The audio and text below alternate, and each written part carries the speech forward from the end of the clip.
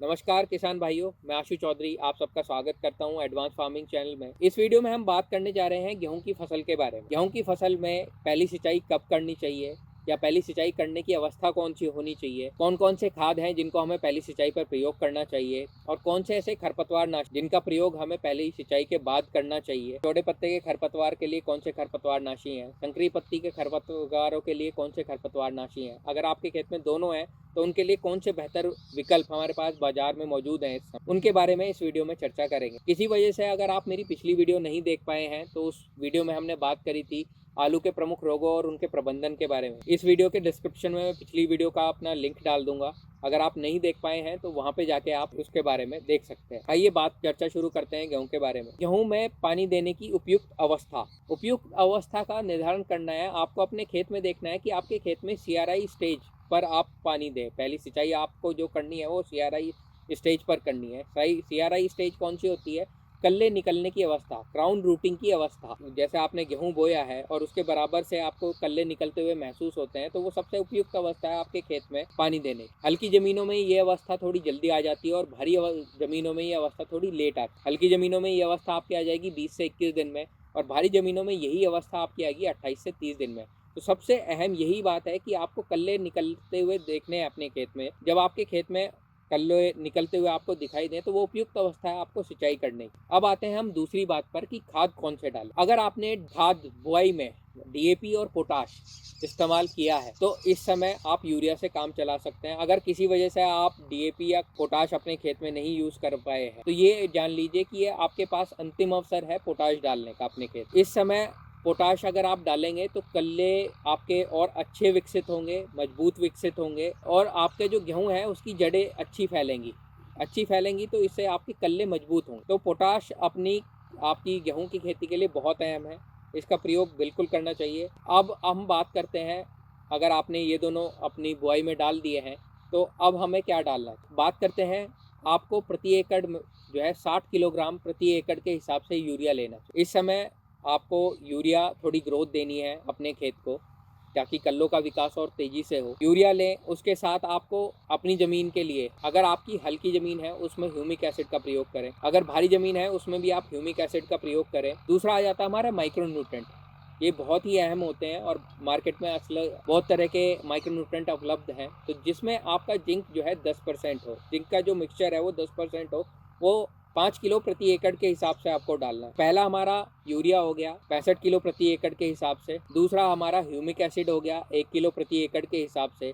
तीसरा हमारा माइक्रोन्यूट्रेंट हो गए जिंक मिश्रित वाले जो आते हैं 10% में, 5 किलो प्रति एकड़ के हिसाब से। इनका हमें पहली जो हमारी सिंचाई है उस पर प्रयोग करना है। अगर इसमें आप और बेहतर करना चाहते हैं तो कोई भी आप जो है जिब्रेलिक एसिड डाल सकते हैं 5 किलो प्रति एकड़ के हिसाब। इससे क्या होगा, ये खाद आप डालेंगे तो इससे एक तो गेहूं की बढ़ोतरी बहुत अच्छी होगी और कल्लों का विकास बहुत तेजी से होगा और बहुत मजबूती से होगा। ये तो बात हुई हमारी खाद के बारे में, पहली सिंचाई पे कौन से खाद हमें डालने चाहिए।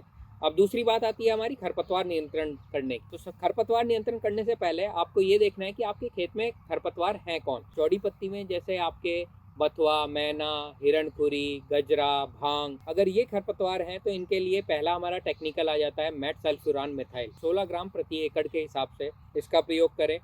दूसरा हमारा टेक्निकल आ जाता है 2,4-D 58%, 400 ml प्रति एकड़ के हिसाब से इसका प्रयोग करें। मैं इसमें आपको एक सुझाव देना चाहूंगा कि 2,4-D 38% में भी आती है, इथाइल एस्टर के साथ आती है। इसका प्रयोग गेहूं में ना करें। 38% का प्रयोग हम गेहूं की फसल में करते हैं तो इससे क्या होता है कि जो हमारा गेहूं है वो पीला पड़ जाता है और कल्ले की निकलने की जो हमारी ये जो अवस्था होती है इसमें भी कल्लों नुकसान पहुंचाती है। तो इससे हमारा पैदावार भी घटती है और कल्लों की संख्या भी घटती है। तो 38% का प्रयोग ना करने की मैं इसमें आपको सुझाव दूंगा।